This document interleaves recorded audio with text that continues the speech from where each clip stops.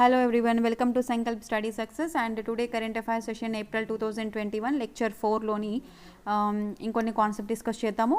And next thing, if you have any doubts just mail to me divyamam2020@gmail.com and also you can message me in Telegram. Okay, so నేను మెయిన్గా Santosh sir notes follow అవుతుందని చెప్పాను కదా. So నేను ఏం చేస్తున్నానంటే UPSC లెవెల్లో UPSC లెవెల్లో నోట్స్ ప్రొవైడ్ చేస్తున్నారు. సో మనకు అందులో ఉండే ఇంటర్నేషనల్ రిలేషన్స్ కానీ సమ్ జోగ్రఫీ క్వశ్చన్స్ కానీ సమ్ ఎన్విరాన్మెంట్ క్వశ్చన్స్ కానీ మనకు అవసరం లేదు. ఓకే, సో అవన్నీ నేను ఎక్స్ట్రాక్ట్ చేసేసి కేవలం యూపీఎస్సీ ఈపీఎఫ్ఓకి మాత్రమే అవసరమయ్యేవి మాత్రమే తీసుకొస్తున్నాను అనమాట. అవి మాత్రమే నేను ఎక్స్ప్లెయిన్ చేస్తున్నాను. సో యూపీఎస్సీ లెవెల్లో ప్రిపేర్ అయ్యే వాళ్ళు యూపీఎస్సీ లెవెల్లో ప్రిపేర్ అవ్వండి, not a problem. And just recall అయినట్టు ఉంటుంది, మీరు విన్నంత మాత్రాన మీకు ఏం నష్టం లేదు. రీకాల్ అయినట్టుగా, మీరు ఆల్రెడీ చదివింది మీకు రీకాల్ అయినట్టుగా ఉంటుంది. నెక్స్ట్ మనకి ఇంటర్నేషనల్ రిలేషన్స్ చూసుకుంటే సాగర్ విజన్. సో మీలో ఎవరికైనా సాగర్ అనే పేరు ఉందా అండి? సో ఉంటే కనుక జస్ట్ రిమెంబర్, సాగర్ అన్నది ఒక స్కీమ్ మన ఇండియాలోని. సో ఇక్కడ కాంటెక్స్ట్ ఏంటి? సియాచిల్స్ central to India Sagar vision prime minister గారు చెప్పారనమాట. సో ఏంటి మన India Sagar vision? Very, very, very important. Security and growth for all in the region. Security and growth for all in the region. So Sagar is a term coined by the PM Modi in 2015 లో దీన్ని coin చేశారు ఈ వర్డ్ని during his Mauritius visit with focus on the blue economy. Okay, so blue economy, what is blue economy? Water రిలేటెడ్కి సంబంధించి మనం ఏమంటారు? Blue economy అంటాం. Next మారిషస్లోని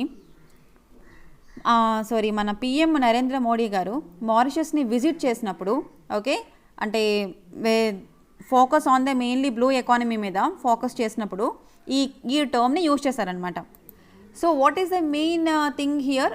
this maritime initiative Sagar which relates to blue economy, that means ఓషన్స్కి సంబంధించిందండి. Okay, so అందరినీ interlink చేయడం అనేది అతని ముఖ్య ఉద్దేశం అనమాట. Now here the maritime initiative which gives priority to the Indian Ocean region for ensuring peace and stability and prosperity of India in the Indian Ocean region. So where is the Indian Ocean region? So for example ఇలా ఇండియాని తీసుకుంటే this is India అండి. Okay, so here we have Africa and here we have some other countries. So ఈ మధ్యలో ఉండే ప్రదేశం అంతా కూడా మనకి Indian Ocean region, right? So తెలుగులో హిందూ మహాసముద్రం అంటారు. ఇదంతా కూడా హిందూ మహాసముద్రం అనమాట. ఇది బంగాళాఖాతం ఇక్కడ ఉంది, బే ఆఫ్ బెంగాల్.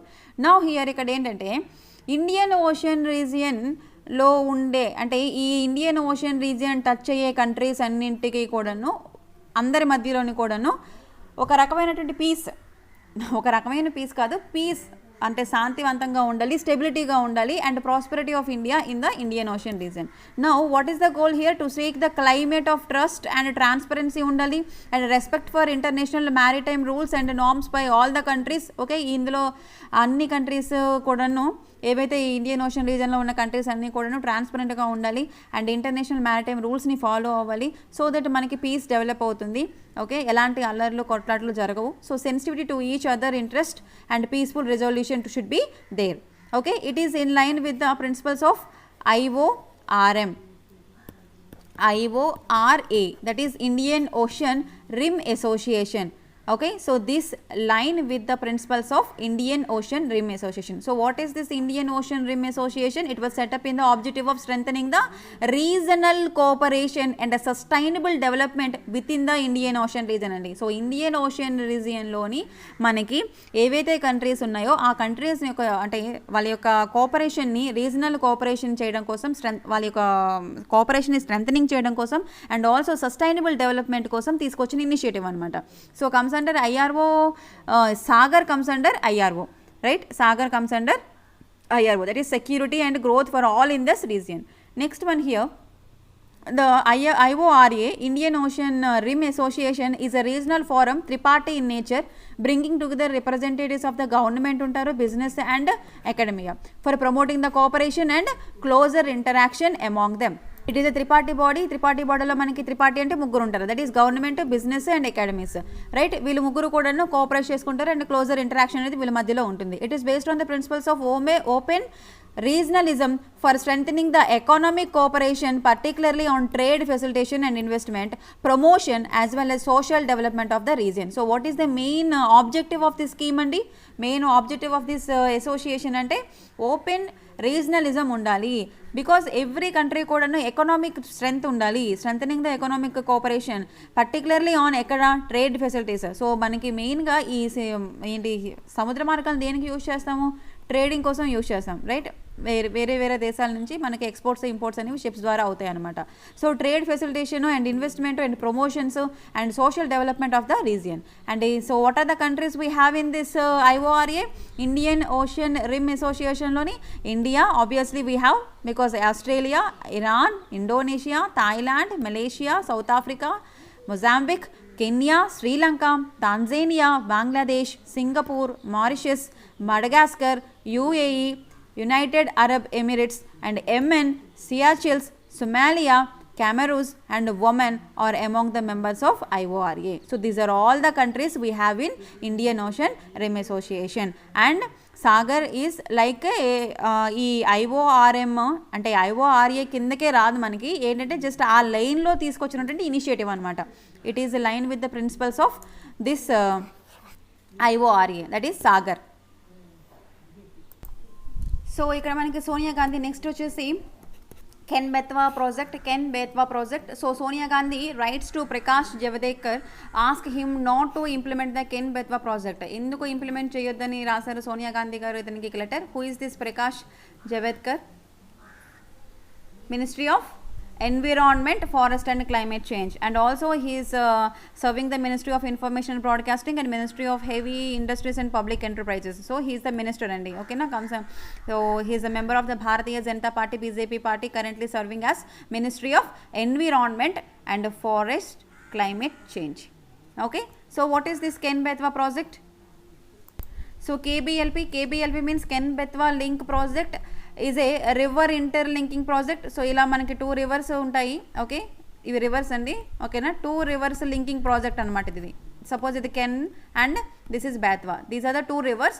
కెన్ రివర్ని బేత్వా రివర్ని లింకింగ్ చేసే ప్రాజెక్ట్ ఇది. That aims to transfer the surplus water from the Ken river in Madhya Pradesh to Betwa in Uttar Pradesh to irrigate the drought prone areas Bundelkhand region. So concept అర్థమైందండి. మనకి రివర్ ఏ రివర్లో మనకి వాటర్ సర్ప్లస్గా ఉంది, చాలా ఎక్కువ వాటర్ ఉంది మధ్యప్రదేశ్లో ఉన్నటువంటి, you see here,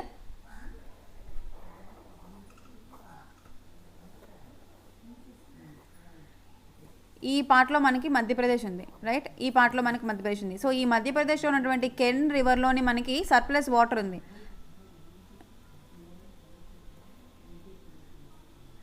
ఇక్కడ మధ్యప్రదేశ్ ఉంది, ఇక్కడ యూపీ ఉంది కదా.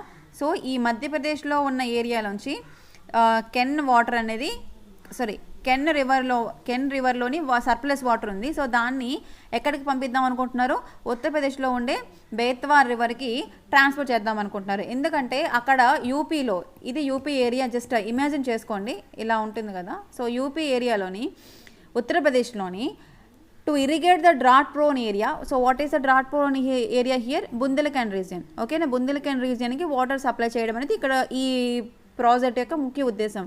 ఎస్, మంచిదే కదా, బాగానే ఉంది కదా, సర్ప్లస్ ఏరియా ఉన్న వాటర్ నుంచి.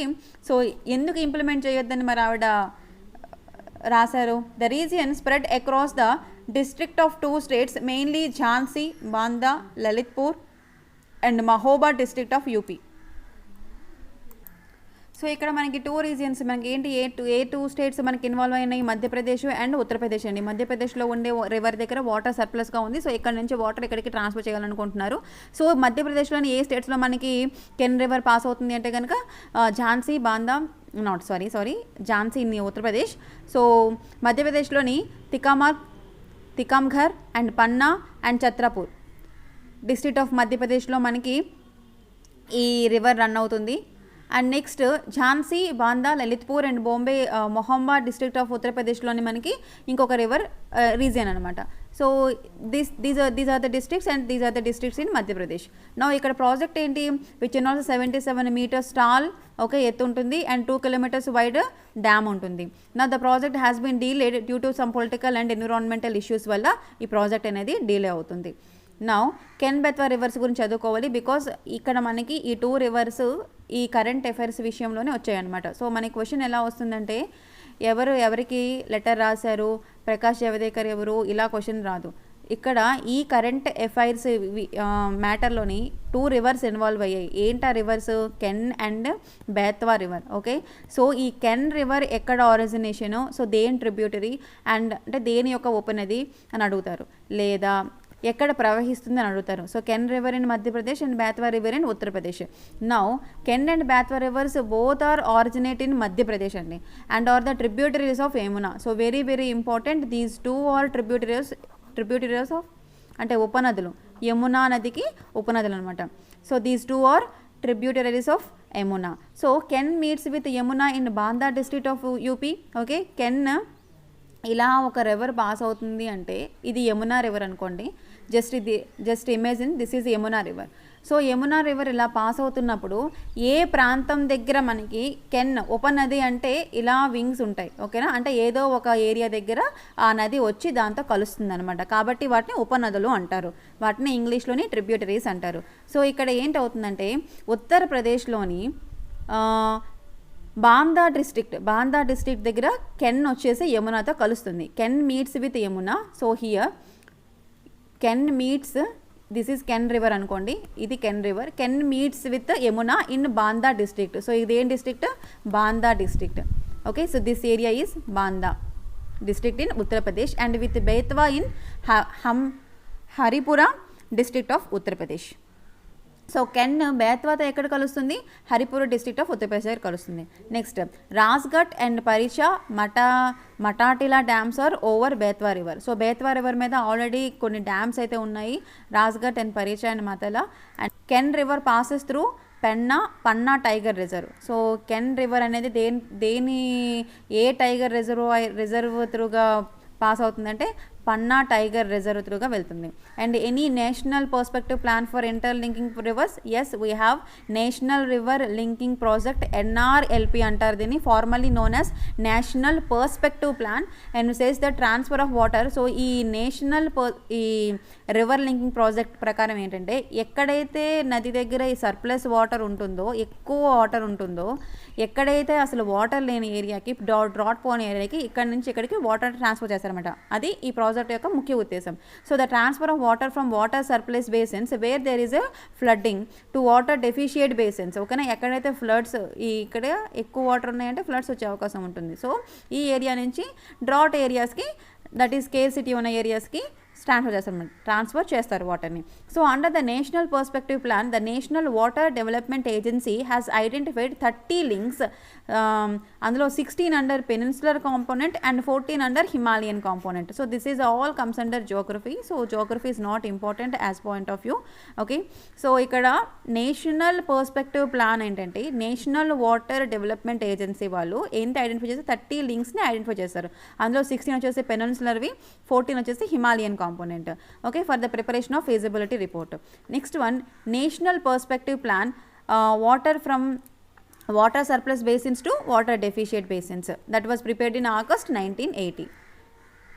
So some because of political issues, some because of environmental issues, ఈ can Betwa river project water linking project అనేది ఆగుతూ వస్తుంది. సో ఇప్పుడు కూడా అగైన్ సోనియా గాంధీ గారు ప్రకాష్ జవదేకర్ గారికి లెటర్ రాశారు ఆ ప్రాజెక్ట్ని స్టాప్ చేయండి అని చెప్పి.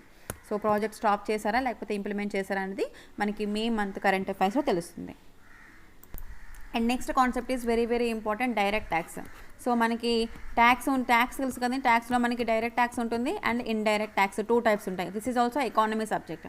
Okay, so centre direct tax collections net of refunds were estimated of 9.5 lakh crore during 2020-21, around 5% higher than the revised estimates of 9.5 lakh crore for the financial year, the government said. Wow, great. So here, so ఎంతవరకు మనకి direct tax collections రావచ్చు 2020-21కి 9.45 lakh crores. So what is this direct tax?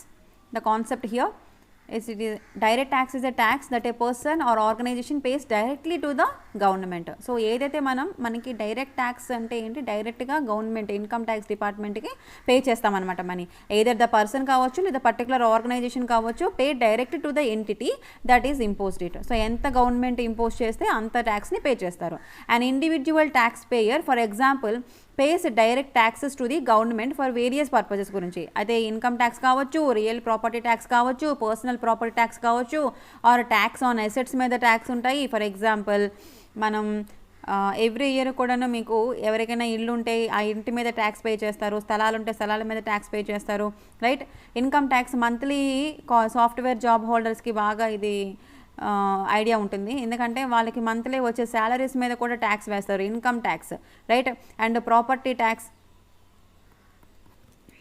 And personal tax ఇవన్నీ కూడాను మనకి direct taxes అనమాట. Next here also indirect taxes కూడా ఉన్నాయి, such as sales tax where tax is levied on the seller but paid by the buyer. So indirect tax అంటే ఏంటి, IDT. Indirect tax అంటే ఏంటి, మనమే పే చేస్తాం అది కూడాను. ఫర్ ఎగ్జాంపుల్ ఒక బిస్కెట్ ప్యాకెట్ కొన్నారనుకోండి, ఓకేనా, ఒక బిస్కెట్ ప్యాకెట్ కొన్నారనుకోండి, ఆ biscuit packet where tax is levied on the seller, ఓకేనా. సెల్లర్ ఎవరైతే అమ్ముతారో వాళ్ళ మీదే దాని యొక్క ట్యాక్స్ అనేది వేస్తారు, బట్ దాన్ని ఇండైరెక్ట్గా ఎవరు పే చేస్తారు, that is paid by the buyer, కొనేవాడు, మనం పే చేస్తాం అనమాట, దట్ ఈజ్ ఇండైరెక్ట్ ట్యాక్స్. యాక్చువల్గా tax levied on seller but that tax is paid by buyer here, so that is nothing but indirect tax. And next we have corporate tax. Corporate tax ఏంటి, it is levied on the firm's profit by the government. So corporate tax was imposed by the government and ఎవరి మీద వేస్తారు, ఏదైనా ఒక particular industry ఒక firms వేస్తే వాడి యొక్క ప్రాఫిట్స్ మీద వేసే ట్యాక్స్ని కార్పొరేట్ ట్యాక్స్ అంటారు. It is a taxed on the operating earnings after expenses have been deducted, ఓకేనా. సో ప్రాఫిట్ ఎప్పుడైనా ఎలా కలెక్షన్ చేస్తారు, మీకు ఎంత ప్రాఫిట్ వచ్చిందంటే మీకు ఎంత ఖర్చు అయిందో ఆ ఖర్చులోంచి తీసేస్తే కదా మీకు వచ్చింది ప్రాఫిట్. ఫర్ ఎగ్జాంపుల్ మీరు 10,000 రూపాయలు ఇన్వెస్ట్మెంట్ చేశారు, ఓకే, మీకు 50,000 రూపాయలు వచ్చింది. So what is your profit, 50,000 నుంచి 10,000 రూపాయలు మీ యొక్క ఎక్స్పెన్సెస్ని తీసేస్తే, ఎక్స్పెన్సెస్ అంటే మీకు ఎవరికైనా శాలరీస్ ఇస్తే శాలరీస్ లేకపోతే ఇన్వెస్ట్మెంట్ అవన్నీ కలిపి 10,000 రూపాయలు తీసేస్తే మీకు ప్రాఫిట్ ఎంత వచ్చింది, 40,000. ఈ 40,000 మీద ట్యాక్స్ వేస్తారనమాట. So it is a tax on operating earnings after expenses have been deducted. So the rate of corporate tax in India varies from one type company to another company. So అన్ని కంపెనీలకి ఒకేలాగా ఉంటుందా ma'am corporation tax అంటే, అలా ఉండదు, మళ్ళీ ఒక్కొక్క కంపెనీకి ఒక్కొక్క విధంగా ఉంటుంది. అంటే డొమెస్టిక్ కార్పొరేషన్స్కి ఒకలా ఉంటుంది, ఫారెన్ కార్పొరేషన్కి ఒకలా ఉంటుంది. Pay tax at different levels. అంటే మన విత్ ఇన్ ఇండియాలోనే ఒక కంపెనీ వచ్చేసి ఇండియా కంపెనీ, ఓకే, అదే కంపెనీ వచ్చేసి ఫారెన్ కంపెనీ. సో ఇండియన్ కంపెనీకి ట్యాక్స్ ఒకలా ఉంటుంది, ఫారెన్ కంపెనీకి ట్యాక్స్ అనేది ఒకలా ఉంటుంది అని చెప్తున్నారు అనమాట. Next dividend distribution tax. So these are all the types of tax అండి. So what is dividends, dividends అంటే ఏంటి, ఫర్ ఎగ్జాంపుల్ మీకు ఒక కంపెనీ ఉంది, మీ కంపెనీలో షేర్స్ ఉన్నాయి, షేర్స్ని కొంతమంది కొనుక్కున్నారు. సో ప్రాఫిట్స్ వచ్చిన తర్వాత ఎవరెవరు షేర్స్ ఉన్నాయో వాళ్ళకి ఆ షేర్స్ బట్టి మీరు ప్రాఫిట్స్ని షేర్ చేస్తారు. సో దాన్ని డివిడెండ్ అంటారు. So dividend refers to the distribution of the profits to the share holders of the company. ఆ పర్టికులర్ కంపెనీ యొక్క షేర్ హోల్డర్స్కి ప్రాఫిట్స్ వచ్చిన తర్వాత ఏవైతే మీరు ప్రాఫిట్స్ని డిస్ట్రిబ్యూట్ చేస్తారో దాన్ని డివిడెండ్ అంటారు. సో దాని మీద ప్రాఫిట్స్ మీద, సో కంపెనీ షేర్ హోల్డర్స్కి వచ్చిన ప్రాఫిట్స్ మీద వేసే ట్యాక్స్ని ఏమంటారు, డివిడెండ్ డిస్ట్రిబ్యూషన్ ట్యాక్స్ అంటారు. Thus dividend distribution tax is type of tax that is payable on the dividends offered to its shareholders by the corporate, okay na. So these are dividend మీద వేసే ట్యాక్స్ని ఏమంటే dividend distribution tax అంటారు. Higher dividends mean greater the tax. So ఎక్కువగా dividend వస్తుంది అంటే ఎక్కువ profits వచ్చాయి, ఎక్కువ డిస్ట్రిబ్యూషన్, ఎక్కువ షేర్ వచ్చింది అంటే, ఫర్ ఎగ్జాంపుల్ 2%, ఒక 3% తీసుకోండి, ఓకే. సో వీళ్ళ కంపెనీలో తిని యొక్క షేర్ వచ్చేసి 30% ఉందండి, తిని యొక్క షేర్ వచ్చేసి 40% ఉందండి, అండ్ తిని యొక్క షేర్ వచ్చేసి 30% ఉందండి. సో ఎవరికి హైయెస్ట్ షేర్ ఉంది, 40%. సో ప్రాఫిట్స్ ఫర్ ఎగ్జాంపుల్ ఎంతో ప్రాఫిట్స్ వచ్చాయండి, ప్రాఫిట్ వచ్చిన తర్వాత తను 30% షేర్ని తినికి ఇస్తారు, దీని 40% షేర్ని తినికి ఇస్తారు, తినికి కొంత షేర్ ఇస్తారు. సో దీన్ని డివిడెండ్స్ అంటారు.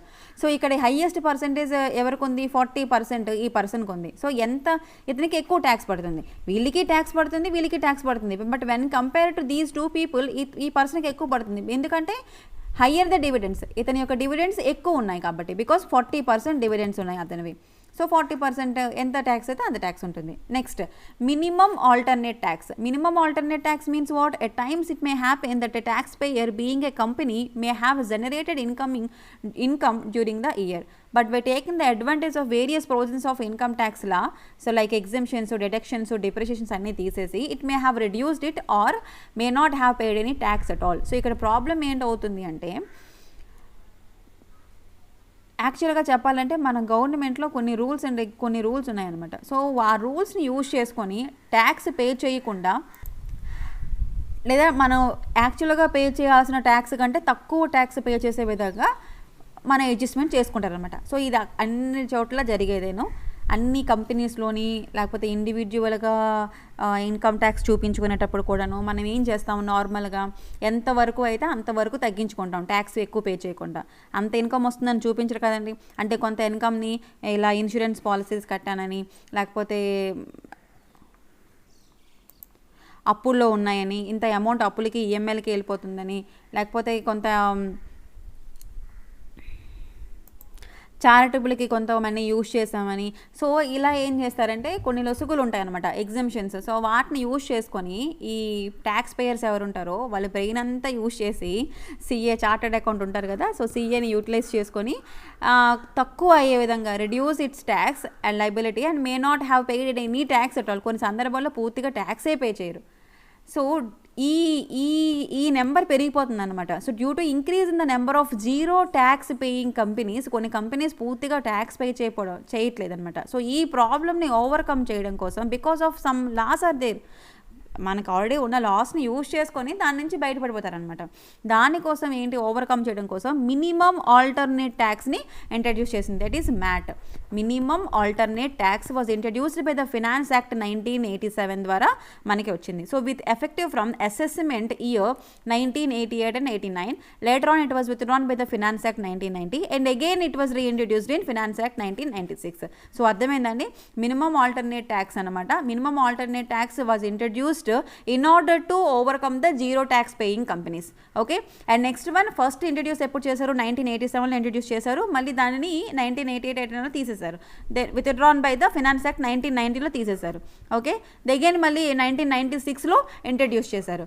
So it is an important tool with which tax avoidance can be prevented. So tax pay చేయకుండా అవాయిడ్ చేసే వాళ్ళని ప్రివెంట్ చేయడం కోసం తీసుకొచ్చిన టూల్ ఏంటి, minimum alternate tax. So at least minimum alternate tax అయినా పే చేయండి బాబు గవర్నమెంట్కి అని చెప్పేసి గవర్నమెంట్ ఈ ట్యాక్స్ని తీసుకొచ్చింది అనమాట.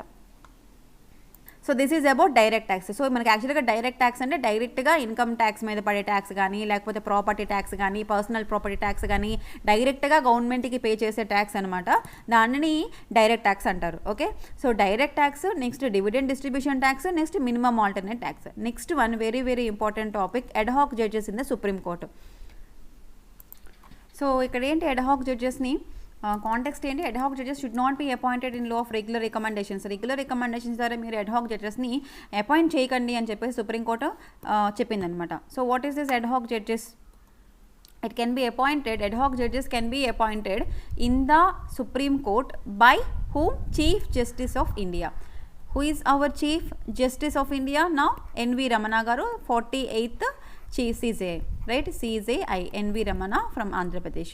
So if there is no quorum of judges available to hold and continue in the session of the court. For example, మీకు supreme court explain చేసినప్పుడు నేను చేస్తాను. యాక్చువల్గా కోర్టులో కోరం ఉంటారు, అంటే ఇంతమంది 15 మెంబర్స్ బెంచ్ ఉండాలి, లేదా 7 మెంబర్స్ బెంచ్ అని కోరం ఉంటుంది.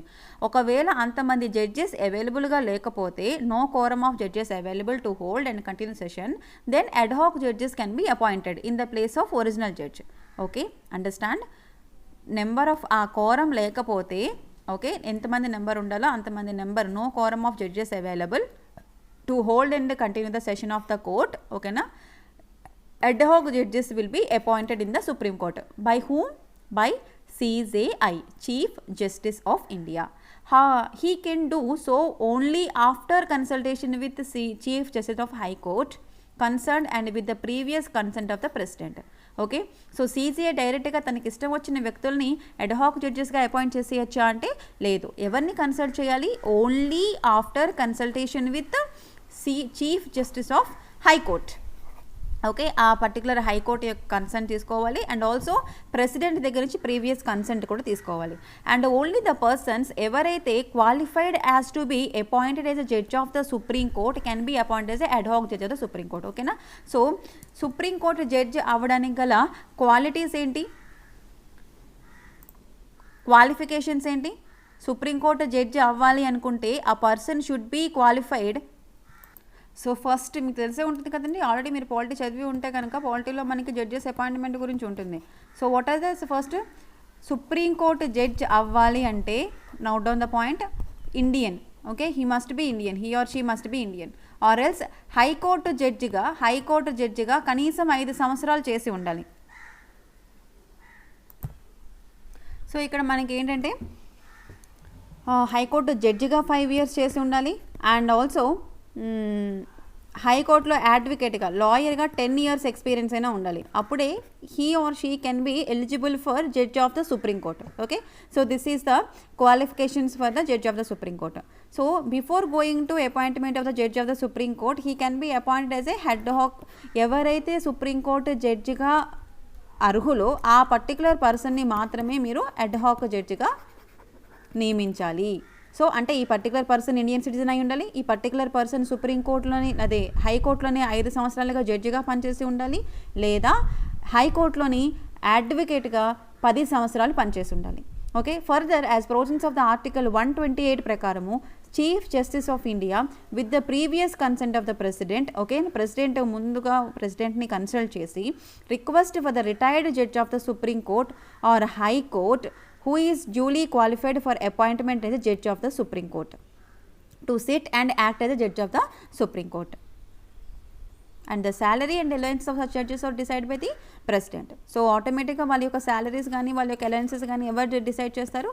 ప్రెసిడెంట్ డిసైడ్ చేస్తారు. The retired judge who sits in such a session of the Supreme Court has all the jurisdiction, powers and privileges of the judges but are not deemed to be a judge.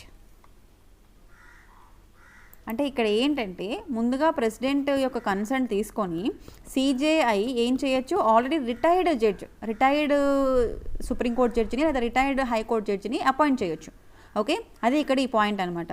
So ఎవరైతే retired judge ఒకవేళ కనుక ఆ కోరంలో కూర్చొని ఉంటే, who sits in such session of the Supreme Court, okay, jurisdiction కానీ వాళ్ళ యొక్క powers కానీ ప్రివిలేజెస్ కానీ అన్నీ జడ్జెస్కునే ఉంటాయి, but are not deemed to be judge, but they are not judge. Understand? Because they are already retired judges. So this is about ad hoc judges in the Supreme Court. And next topic is ADB, Asian Development Bank. Asian Development Bank. So ADB approves how many dollars? US $484 million loan to the improve the transport connectivity at CKIC in Tamil Nadu. So according to Asian Development Bank ప్రకారము, ADB ప్రకారము CKIC in Tamil Nadu అన్నారు కదా. So what is the CKIC? So ఎవరికైనా తెలుసా CKIC ఏంటి? So east coast అండి. According to ADB ప్రకారము CKIC is a part of India's east coast economic corridor. So you take like ఇదంతా కూడా ఇండియా అనుకోండి. సో ఈస్ట్ కోస్ట్, సో ఇక్కడ వెస్ట్ బెంగాల్ నుంచి తమిళనాడు వరకు ఇదంతా కూడా మనకి east coast economic corridor CKIC. Okay, so according to ADB ప్రకారము approves how many dollars? $484 million loan approval చేశారు for transport connectivities at CKIC in Tamil Nadu. So ఇక్కడ what is this CKIC means? ADB ప్రకారము according to ADB CKIC is a part of India's east coast economic corridor. Okay, from West Bengal to Tamil Nadu. Remember this, from West Bengal to Tamil Nadu. TN means Tamil Nadu, WB means West Bengal. Next, what is this ADB? ADB is a regional development bank that is established on 19th December 1966 లో దీన్ని establish చేశారు. It is an international organization అండి, Asian Development Bank, right? So it is an international organization which was established in 1966 in 19th December. So ADB now how many members? 68 members, and దానిలో 49 మంది with in ఏషియాలోనే ఉన్నారు. So 5 largest share holders ఎవరు?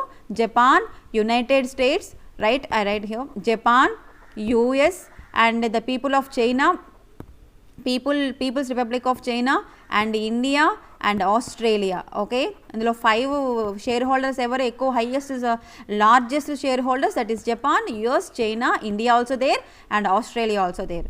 Okay, now it aims to promote the what? ఏంటి promote చేయాలి? Social and economic development in Asia. So we are South Asian country, right? India is a South Asia country. So ఏషియాలోనే ఈ మొత్తం ఏషియాలోనే social and economic డెవలప్మెంట్ని promote చేయడం అనేది వీళ్ళ యొక్క ముఖ్య ఉద్దేశము. So Asian Development is committed to achieving the prosperous and inclusive, resistant and sustainable Asian and Pacific while sustaining the efforts to eradicate the extreme poverty. So ఏషియాలో ఉండే పోవర్టీని ఎరాడికేట్ చేసి, దాన్ని తొలగించేసి వాళ్ళ యొక్క ప్రాస్పరిటీ కోసం ఉపయోగపడాలి అని చెప్పేసి ఏడీబీ యొక్క ముఖ్య ఉద్దేశం, ఏషియన్ డెవలప్మెంట్ బ్యాంక్ యొక్క ముఖ్య ఉద్దేశం. So here where is this headquarters? ఫిలిప్పీన్స్లో మనీలాలో ఉంది. Okay, this is very very important అండి. ఏడీబీ యొక్క హెడ్ క్వార్టర్స్ ఎక్కడ ఉంది? హెచ్క్యూ మనీలాలో ఉంది. మనీలా, ఓకే, మనీలాలో ఫిలిప్పీన్స్. ఓకేనా, ఫిలిప్పీన్స్లో మనీలాలో ఉంది. ఓకేనా, ఏషియన్ డెవలప్మెంట్ బ్యాంక్ రీసెంట్గా మన తమిళనాడుకి ఎన్ని మిలియన్ డాలర్స్ శాంక్షన్ చేసింది, అప్రూవ్ చేసింది? $484 million. ఇక్కడ ఎంత శాంక్షన్ చేసింది అనే క్వశ్చన్ అడగరు. బట్ సీకేఐసీ అంటే ఏంటి? ఓకే, అక్కడ వెస్ట్ బెంగాల్ నుంచి ఇక్కడ తమిళనాడు వరకు మనకి ఈస్ట్ ఎకనామిక్ కారిడార్ని సీకేఐసీ అని అంటారు. సో అక్కడ ట్రాన్స్పోర్ట్ కనెక్టివిటీని పెంచడం కోసం మనకి ఏషియన్ డెవలప్మెంట్ బ్యాంక్ ఇచ్చింది. సో ఏషియన్ డెవలప్మెంట్ బ్యాంక్ యొక్క ముఖ్య ఉద్దేశం ఏంటి ఇక్కడ అంటే కనుక, ఏషియాలో ఉండే కంట్రీస్ అన్నీ కూడాను వాళ్ళ యొక్క పావర్టీని, ఎక్స్ట్రీమ్ పావర్టీని ఎరాడికేట్ చేసి వాళ్ళ యొక్క సోషల్ డెవలప్మెంట్ కోసం, ఎకనామిక్ డెవలప్మెంట్ కోసం పాటుపడమే ఏషియన్ డెవలప్మెంట్ యొక్క ముఖ్య ఉద్దేశం. అందులో మొత్తంగా 68 మెంబర్స్ ఉన్నారు. దానిలో 49 మెంబర్స్ వరకు 14 members are from Asia only. Okay, largest share holders ఎవరు? ఫస్ట్ వచ్చేసి obviously Japan, okay, and then United States of America, USA ఉంది, తర్వాత మనకి చైనా ఉంది, తర్వాత India 4th stage, and next లాస్ట్లో ఆస్ట్రేలియా ఉంది. Right, so this is about ADB. And next one is UNSA, United Nations Security council. So another international organization. So మీకు current అఫైర్స్లోనే మళ్ళీ మీకు international organizations schemes cover అయిపోతున్నాయండి.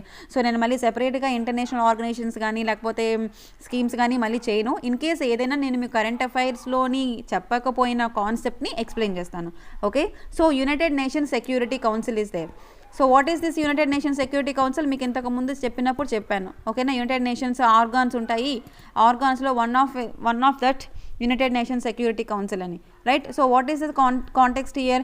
India condemns Myanmar violence, expresses concerns at UNS meeting. So ఇక్కడ ఏంటంటే India ఖండించింది అనమాట, Myanmar వైలెన్స్ని, వాళ్ళ యొక్క ఎక్స్ప్రెసెస్ని ఇండియా ఖండించింది. ఎక్కడ? యునైటెడ్ నేషన్స్ సెక్యూరిటీ కౌన్సిల్ అని. So United Nations Security council was established by United Nations charter 1945. So మనకి ఇందులో మొత్తం ఎన్ని ఆర్గాన్స్ ఉంటాయి? యునైటెడ్ నేషన్ చార్టర్లో హౌ మెనీ ఆర్గాన్స్? యునైటెడ్ నేషన్స్లో వీ హ్యావ్ 5 ఆర్గాన్స్. మీకు ఇంతకు ముందు క్లాస్లో చెప్పాను, 5 ఆర్గాన్స్ ఉంటాయి. జనరల్ అసెంబ్లీ ఉంటుంది, ట్రస్టీషిప్ కౌన్సిల్ ఉంటుంది, ఎకనామిక్ అండ్ సోషల్ కౌన్సిల్ ఉంటుంది, and ICJ International Court of Justice ఉంటుంది, అండ్ ద సెక్రటరేట్ ఉంటుంది. ఓకే, సో ఇందులో united nation security council one of that. So united nation security council was established by the UN charter. It's one of the 6 principal organs of the united nations. I'm sorry అండి, 6 మొత్తం టోటల్గా 6, అందులో ఒకటి UNS, not 5 అన్నాను కదా. United nation security కౌన్సిల్లో మొత్తం 6 organs ఉన్నాయి. అందులో యునైటెడ్ నేషన్ సెక్యూరిటీ కౌన్సిల్ ఒకటి, జనరల్ అసెంబ్లీ ఒకటి, ట్రస్టీషిప్ ఒకటి, ఎకనామిక్ అండ్ సోషల్ కౌన్సిల్ ఒకటి, ఇంటర్నేషనల్ కోర్ట్ ఆఫ్ జస్టిస్ ఒకటి, and last one Secretariat. Okay, so these are the remaining 5 వచ్చేసి ఏంటంటే కనుక ఈ organs. Now its primary responsibilities to work maintain the international peace and security. So ఇందులోని ఏ organ international peace and security గురించి work చేస్తుంది? To maintain the international peace and security. International means ఏంటి? మొత్తం ప్రపంచమంతా శాంతిగా, సెక్యూరిటీగా ఉండాలి. That is by united nation security council. So ఈ కౌన్సిల్లో మనకి 15 మెంబర్స్ ఉంటారు, 5 పెర్మనెంట్ మెంబర్స్ ఉంటారు, అండ్ 10 నాన్ పెర్మనెంట్ మెంబర్స్ ఉంటారు. Whether India is a permanent or non permanent. Okay, so first 5 permanent members తీసుకుంటే తెలిసిపోతుంది. The 5 permanent members are united states, Russia, France, China and UK. So what are there? US, and second one Russia, and third one France. ఇవన్నీ కూడా permanent members అనమాట. United nation security కౌన్సిల్లో permanent members. China and 5th one UK. Okay, so US, Russia, France and China and UK. So India is not they. So India is a non permanent member. ఇక్కడ non permanent మెంబర్ని కూడా 2 years terms కోసం select చేస్తారు. Okay, each member of the security council has 1 vote ఉంటుంది. వీళ్ళకి voting హక్కు ఉంటుంది, ఒక్కొక్కరికి ఒక్కొక్క ఓట్ ఉంటుంది. So decisions of the security council on matters are made by affirmative of the vote 9 members including the concurring votes of the permanent members. Okay, a no vote from one of the 5 permanent members blocks the passage of the resolution. అంటే ఇక్కడ ఏదైనా ఒక permanent members, ఈ 5 permanent members ఉన్నారు కదా, US, Russia, France, China and UK నుంచి ఒక in case no vote వచ్చిందనుకోండి, no vote from one of the 5 permanent members, so ఆ ఏదైతే ప్యాసేజ్ రిజల్యూషన్ తీసుకొద్దాం అనుకున్నారో అది బ్లాక్ అవుతుంది. It blocks the resolution. And any member of the United Nations which is not a member of Security Council may participate without vote. Okay, so United Nations Security Council member kaadu, but they are member of United Nations. Any member of the United Nations, those are not a member of United Nations Security Council, they can participate without vote in the discussion of any question brought before the Security Council whenever the latter considers that interest of the member are specially affected. Okay, and next, the council presidency is a capacity that rotates every month among its 15 members. Right, councils presidency and national security council presidency అనేది ఈ every month కూడా rotate అవుతూ ఉంటుంది అనమాట. Presidency అనేది 15 members. So the council head quarters ఎక్కడ ఉంది? న్యూయార్క్లో ఉంది. So this one is very very important. United nation security council head quarters in New York. Right, so this is about United nation security council. United nation charter act ప్రకారం మనకి 6 principal organs అనేవి ఏర్పడ్డాయి. దానిలోని one of the organ ఏంటంటే కనుక United nation security council. And remaining 5 organs కూడా మీకు లిస్ట్లో ఇచ్చాను. అండ్ ఆల్సో హెడ్ క్వార్టర్స్ ఎక్కడ ఉంది? న్యూయార్క్లో ఉంది. అండ్ ఈ 5 పర్మనెంట్ మెంబర్స్ ఉన్నారు. 5 పర్మనెంట్ మెంబర్స్ కూడా ఒక్కొక్కరికి ఒక్కొక్క ఓటింగ్ హక్కు ఉంటుంది. ఇన్ కేసు ఏదైనా ఒక పర్మనెంట్ మెంబర్ ఓటింగ్ వేయకపోతే ఆ రెజల్యూషన్ అనేది స్టాప్ చేస్తారు. Okay, and next important topic is Chilika lake. So what is this Chilika lake? Chilika lake is environment point of view. But ఇక్కడ ఏంటంటే the population of dolphins in Chilika lake, so where it is we have to study. India's largest brackish water lake and along the Odisha coast has double this year compared with last year. So last ఇయర్తో పోల్చుకుంటే చిలకా లేక్లోని dolphins యొక్క population అనేది పెరిగిందనమాట. So ఇక్కడ dolphins population పెరిగిందా పెరగలేదా అనే question అడగరు. Question ఏం అడుగుతారంటే మనకి కరెంట్ ఈవెంట్లో చిలకా లేక్ వచ్చింది. సో ఏ బ్రాకిష్ వాటర్ వచ్చింది? ఇండియాలోని లార్జెస్ట్ బ్రాకిష్ వాటర్ లేక్ ఇది. What is that? which of the following river, or sorry, which of the following lake is the largest brackish water lake? That is Chilaka Lake, which is in Odisha. Now what is the concept? Chilaka Lake is Asia's largest and world lone second largest lagoon. Okay, Asia lone first largest lagoon and world lone second largest lagoon. Okay, లాగూన్స్ అంటే పెద్దగా లోతు లేని మడుగులు అనమాట. Okay, lagoons అంటే మడుగులు. So it lies on the east coast of India in the state of Odisha, separated from the mighty bay of Bengal and small strip of sand. Okay, so ఎక్కడ మనకుంది? సో సపోజ్ ఇలా టేక్ దిస్ హియర్, ఒడిస్సా ఉంది కదా. So ఒడిస్సాలోని మనకి east coast of ఒడిస్సాలో ఉంది మనకి ఈ lake అనేది. So it spreads over Puri, Khurda and Ganjam district of the Odisha. So ఒడిస్సాలోని ఏ డిస్ట్రిక్ట్లోని, Odisha suppose that is take this is Odisha, ఒడిస్సాలోని ఏ డిస్ట్రిక్ట్లోని మనకి ఇది ప్రవహిస్తుంది అంటే it spreads over Puri, Khurda. Okay, Khurda and Ganjam district. Okay, Puri ఎలాగో గుర్తుంటుంది అండ్ కుర్దా అండ్ గంజాం వచ్చేసి గుర్తుపెట్టుకోండి. On the east coast of India at the mouth of Daya river flowing in to be of Bengal. Covering an area ఎంత? 1100 స్క్వేర్ కిలోమీటర్స్ కవర్ చేస్తుంది. Clear అండి. So it is the largest wintering ground for migratory birds. So మనకి winter టైంలోని migratory birds వస్తాయి కదా on the Indian subcontinent and is home to number of threatened species of the plant and animals. So చాలా వరకు migratory birds వేరే country నుంచి migratory birds మన దేశానికి వస్తాయి వింటర్ టైంలోనే. అప్పుడు మైగ్రేటరీ బర్డ్స్ ఈ ప్రదేశానికి వస్తాయి అనమాట. లార్జెస్ట్ వింటరింగ్ స్పాట్ అనమాట మైగ్రేటరీ బర్డ్స్కి. సో 1981లో Chilika lake was designated as the first Indian wetland of international importance under Ramsar convention. So మీరు ఎన్విరాన్మెంట్ చదివినప్పుడు ఖచ్చితంగా చదవాల్సిన టాపిక్ ఏంటంటే Ramsar convention. What is this Ramsar convention and wildlife protection act 1972 and IUCN list కానీ, okay, and ఎపిడెక్సెస్ ఇవన్నీ కూడా చదవాల్సినవి. సో రామ్సర్ కన్వెన్షన్లో అంటే first Indian wetland of international importance under Ramsar convention. So Ramsar కన్వెన్షన్లోని ఓకే భారతదేశంలోని ఏది ఫస్ట్ వెట్లాండ్ ఇంటర్నేషనల్ ఇంపార్టెన్స్ ఇచ్చారు అంటే that is Chilika lake in 1981. Okay, remember this point. నేను మీకు వేరే సెషన్లో రామ్సర్ కన్వెన్షన్ గురించి, వైల్డ్ లైఫ్ ప్రొటెక్షన్ యాక్ట్ 1972 గురించి అండ్ ఆల్సో IUCN గురించి ఎక్స్ప్లెయిన్ చేస్తాను. Okay, no worries. సో ఇక్కడ మేజర్ అట్రాక్షన్ ఏంటి చిలకా లేక్లో? Irrawaddy dolphins. Very Irrawaddy dolphins చాలాసార్లు మన కాంపిటేటివ్ ఎగ్జామినేషన్లో ఈ డాల్ఫిన్స్ గురించి అడగడం జరిగింది. Irrawaddy dolphins are spotted wear అని. Okay, Chilika lake in Odisha which are often spotted off Satapada island. So ఇక్కడ జస్ట్ ఒక టెంపుల్ ఉంది, Kalijai temple. So it is located on the island in the Chilika lake. So Chilika lake island దగ్గర మనకు ఉన్న temple పేరంటే Kalijai temple. Okay, this that much not important, but here Chilika lake ఎక్కడ ఉంది మనకి అన్నది ఇంపార్టెంట్, ఒడిస్సాలోని. And Irrawaddy dolphins is important. Dolphins number అనేది పెరిగింది, that is the main theme here. And next one, so thank you so much అండి. I will stop here. Okay, and remaining topics అన్నీ కూడా నెక్స్ట్ సెషన్లో చెప్తాను మీకు. So do subscribe our channel Sankalp study success. Thank you so much.